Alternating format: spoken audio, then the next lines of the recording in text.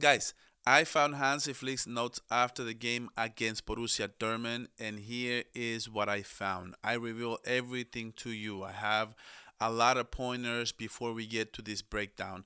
Before, I want to say this. Oh my goodness, does Barcelona nation and culés, everybody thinks the sky is falling, and I am here to tell you to relax. I am here to tell you that history is in our side.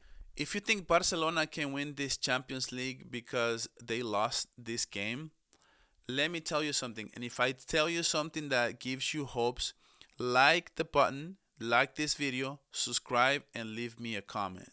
Okay? Because this is great stuff. Okay, Real Madrid, when they won their 10th Champions League, right? They have 15 of them. When they won their 10th, in the quarterfinals, they went at the Bernabeu and beat Borussia Dortmund 3-0. When they went when they went to Germany to play them, when they went to this yellow wall, Real Madrid lost 2-0 and they won on aggregate 3-2. Before you think that Barcelona cannot win this Champions League, think of that cup where Real Madrid literally pulled off by one goal. They barely hang on, and people thought like, "Oh my God, the sky is falling." The sky is not falling. Another thing is, in 2009, Barcelona won 3-0 to another German team, and in the second leg they lost 2-0. Barcelona 2015, they lost to a German team in the second leg of the semifinals. They won the first leg. Barcelona still won the Champions League. Anyway, guys, the very first thing I want to say is a lot of people are so pessimistic about this game. And the very first thing I need to tell you is, of course, Barcelona was not going to win this game when you take a look at it. On paper, we won the first game 4-0. And it's not easy to have a 4-0 lead. The problem is not losing this game. The problem is how we lost this game. Obviously, Barcelona without their best defender, Íñigo Martinez, their best midfielder, Pedri Gonzalez, their best fullback, Balde, things were not going to be the same. That is just plain and straight. It would be different if I am here sitting with you and Barcelona would have their best starting 11 starting in this game, and we are analyzing what happened. Like, what the hell happened? Like, you have no answers. There are things you can point at. You can point at the fact that we don't have Martinez. You can point at the fact that we don't have Balde. You can point at the fact that we don't have Pedri Gonzalez. As soon as Pedri came in, he showed why he is the best midfielder in the world and probably the best player. He may be making a case here that he is what makes this team go, and he can win the Ballon d'Or if Barcelona eventually wins a lot of tournaments. A lot of they win the treble, if they win two tournaments, they win the Copa del Rey, they win the La Liga, or if they win La Liga and the Champions League. I think there's a case to be made that Pedri Gonzalez is what makes this Barcelona work. Anyway, so right off the bat, we are going to start off with this breakdown to tactical analysis. The very first thing I need to tell you is that Borussia Dortmund play Barcelona like they have nothing to lose. There's a saying in English, and it goes something like this: there's no worse enemy than an enemy that has nothing to lose. You always want somebody to have something to lose, right? You always want someone to have, either whether it's that's their freedom, or whether that's, they're putting things on the line. Like if you play poker, right? Once you're all in, there's nothing to lose. You can always hit a lucky card on the turn or the river, and you always want somebody that has a bigger stack, that has a lot more to lose. And this team had nothing to lose at all, so they're full nil. What the hell else is going to happen? So Borussia Dortmund at Montjuic, they played a 4-3-3, and it was essentially like a 4-3-2-1. In this game, as you can see, they played 3-4-3. three. And Barcelona is just not used to anybody playing them, especially not like this. I think this is the first time that somebody has lined up like this against Barcelona. So that would be something to talk about right off the bat. That's something as far as the lineup. So Barcelona would come out with Gerard Martin instead of Balde. That's a force. That's a force change up there because he's injured, obviously. Araujo would come in instead of Inigo Martinez because Inigo Martinez, we could not afford to have him with one more yellow. He would have missed the first leg of the semifinals. And remember, after this, everything is wiped out. So starting the semifinals, everything is wiped out. There's no accumulation of yellow cards or anything like that. So that's why he didn't play. So another rotation was Gavi over Pedri, and then we had De Jong, Fermin, Rafinha, and essentially Lewandowski. So let's get into what's going on. Why did Barcelona struggle so much? Why did we have so many issues from the beginning of this game? The one thing that the player that we need to look at and the player that everybody's talking about is going to be Ronald Araujo. And from the very beginning, this is the 3.5 minute, and he's already making mistakes. There's a few things that I am going to be looking at when he's making this play. Is why isn't he turning a full, literally like a full 360 here? And we can see how he makes a big mistake. Instead of turning, instead of turning, instead of turning this way, he is basically head on, and he's gonna try to give the ball to, I guess, Gerard Martin, because he's not trying to give it to Kubarsi for whatever reason, and he is going to make a mistake and just gives the ball back. And luckily, he took a shot from way out, way outside the box here, and that was so lucky. That was so lucky that worked out like that. And that's the thing. That's just one mistake, and just makes things super bad in an uncomfortable position. So one of the things that the Borussia Dortmund wanted to do to Barcelona they'd never done before, or that I don't think any other team has really done it like this, is that they would try to play through the middle. And as you can see, all the attackers are in this box. And that's just going to leave a lot of open spaces on the wings. That's just going to happen. That just gonna have a lot of space on the wings here, and like that's essentially what they want. Is they want to attack on the sides. They want Conde to be clogged up in the middle. They want Gerard Martin to be right in the middle, and they wanted to go wide with their fullbacks and left backs, or sometimes their mids as well. So that's just one thing that they were throwing. And then Adeyemi actually makes a mistake here. This is a perfectly designed play for them to work to perfection, and all he needs to do is make a through pass to Girassi here, and maybe just lob it up the top, and he's just not comfortable with it, and he just takes one more touch. And that's the problem with this player Adeyemi. He's very good, but he's not poised. He's not made of the right stuff, and it's kind of one of the reasons of why he's still at Borussia Dortmund. Let's just call it for what it is. Dortmund is a farmers team. They want to farm players and sell them. That's all they want to do. If you're staying at Borussia Dortmund, it's because you're not playing very well so you can see the frustration from Girassi on this play actually. And but anyway, let's keep going, and he's just going to do something. Don't go play it wide, and at the end of the day, it gives him a chance right here. But that's not really what they wanted. What I just explained to you is really what Adeyemi ends up doing in this play, which makes a through pass, and he's going to put in this player in space and put Chesney to the test.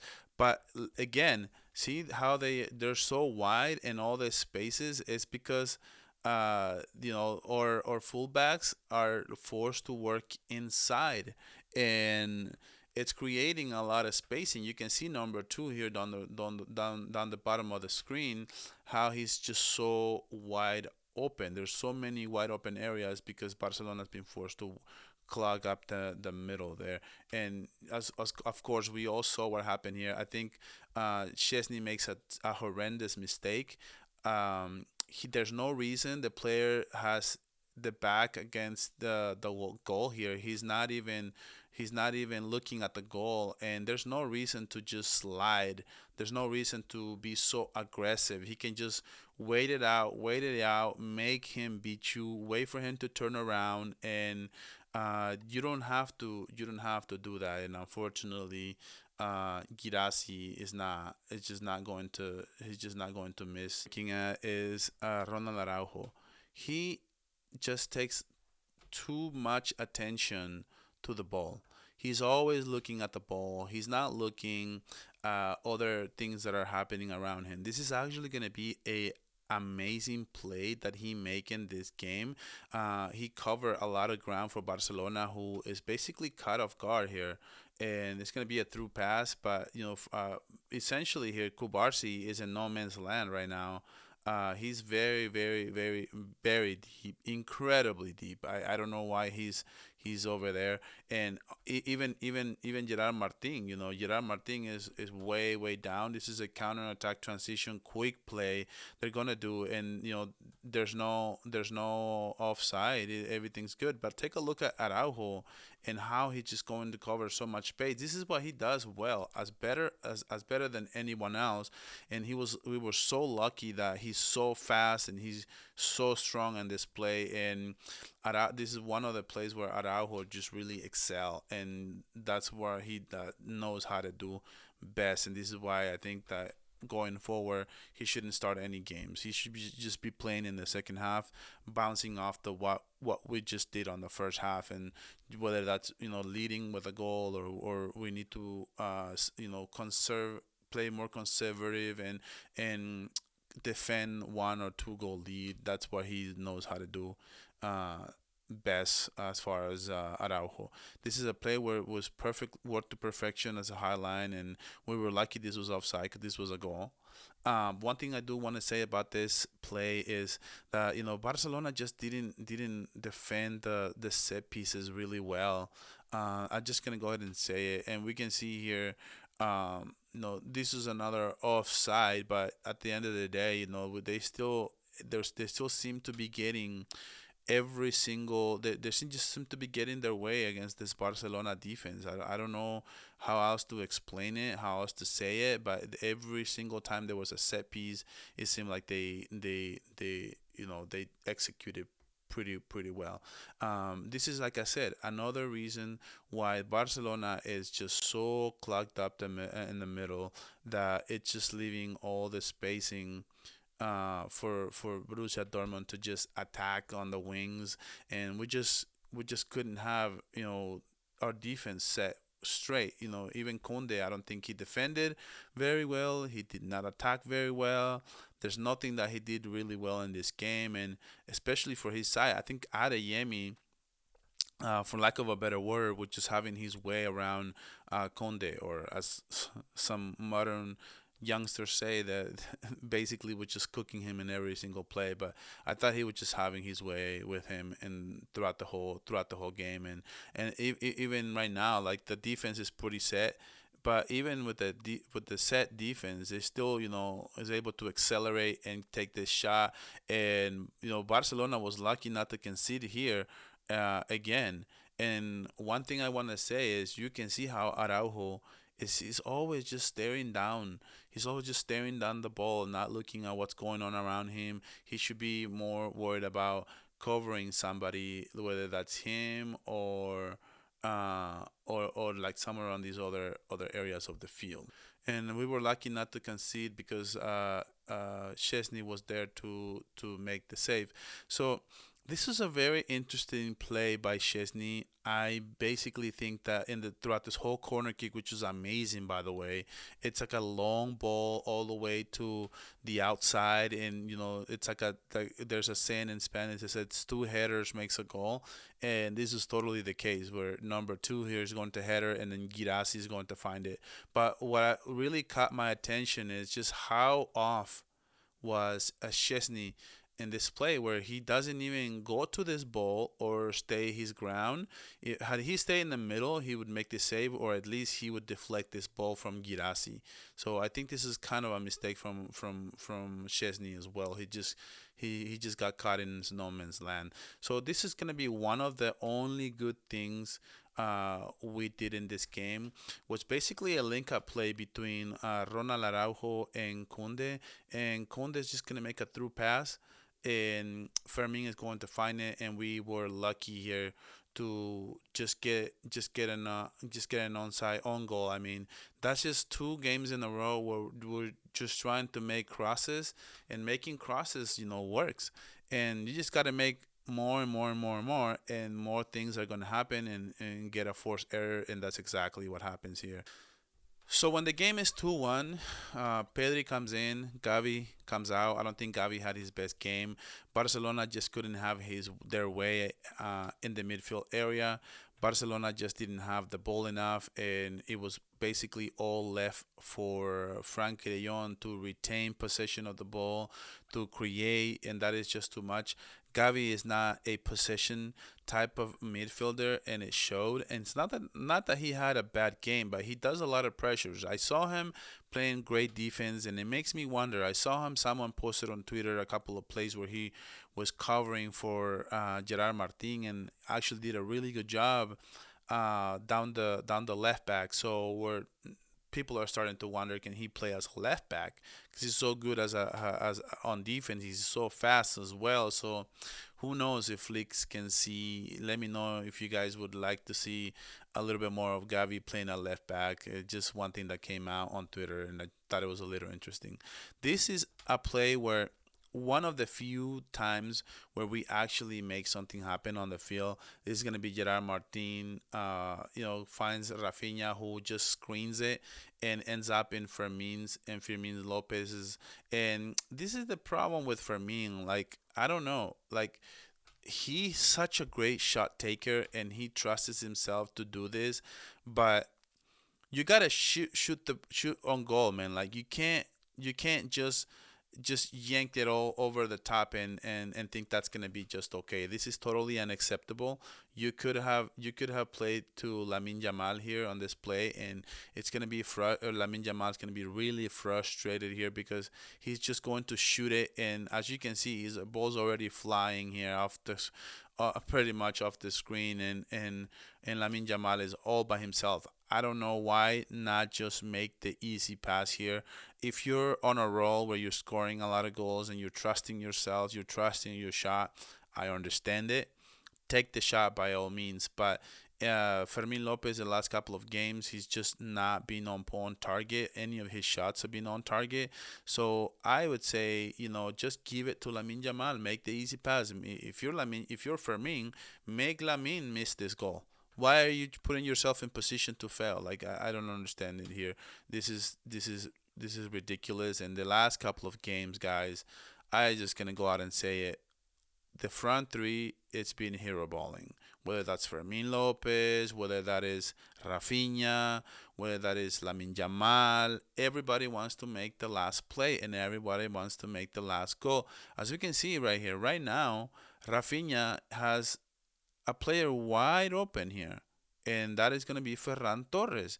And Ferran Torres wants to get this ball, wants to take this shot, but Rafinha says, no, no, no. Even though I have a really difficult shot with a defender right in front of me, I am going to take the shot. And guys, that is just not acceptable from Rafinha. I think these are issues that can be fixed, but in the last 3 games, I've seen a lot of plays where there's been a lot of complaining to score the goal, and everybody wants to be the one who ends up scoring it, and because of that, we're not able to make the last pass, and we're not able to make the easier play and just score more easily, for lack of a better word. And that's essentially what's going on. So Gerard Martin not only makes a mistake by not defending this play, but he lets him go. The attacker even waited for him. See, you can see how he waited. He recuperates. There's 2 players here. There's no way that you should allow a player here to just to do a full 180 on you and make a cross. That's exactly what happens when you have a backup left back, which is Gerard Martin, who didn't have played the worst game, but it was still, not. This is not a good play, and of course, one error makes another error, that makes another error, that makes a goal, and that's exactly what happens here, where Araujo just didn't clear this ball. But it's amazing to me how weak this clearance was, and why isn't he just just send it back to the corner kick? Like, he's trying to do something smarter, and he doesn't want to. See what I'm saying here? Why not just play it safe and kick the ball out? But he wants to clear this ball all the way in traffic, guys. See, and then Girassi right there, and he just scores. Like, come on, like, this is the issues with Araujo, that he just keeps making mistakes in the Champions League. I don't know what it is. It's like demons. This is one of the other few other plays that Barcelona makes to perfection, and once again, Pedri Gonzalez, it's gonna connect with Kunde, and then Kunde will connect with Rafinha, and this is nice triangle play from Barcelona, and we were so close. You see, Pedri Gonzalez, just that's the difference that Pedri brings to this team. So much more clarity, so much more options, so much more dangerous, and you guys have no idea how close. You guys have no idea how close Eric Garcia was to making this goal. Guys, do not worry. Barcelona has answers to why we lost this game. People are acting like it's the end of the world, and it's really not the end of the world.